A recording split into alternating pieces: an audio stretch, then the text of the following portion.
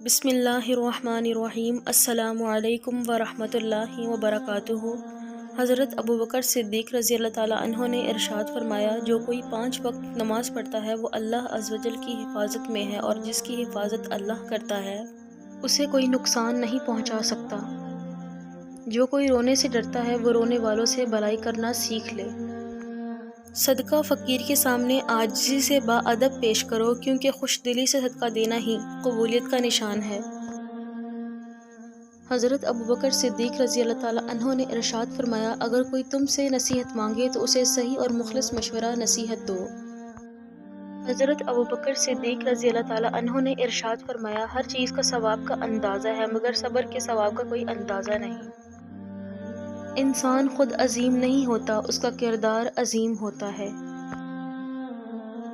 جو اللہ تعالیٰ کے کاموں میں لگ جاتا ہے، اللہ تعالیٰ اس کے کاموں میں لگ جاتا ہے۔ حضرت ابوبکر صدیق رضی اللہ تعالیٰ عنہ نے ارشاد فرمایا، فرصت نہیں تجھے لوگوں سے اتنی بھی صاحب کہ نمازیں گزر گئیں اور تو کام میں الجھا رہ گیا۔ حضرت ابوبکر صدیق رضی اللہ تعالیٰ عنہ نے ارشاد فرمایا، ہر چیز کے ثواب کا ایک اندازہ ہے سوائے صبر کے کہ وہ بے اندازہ ہے۔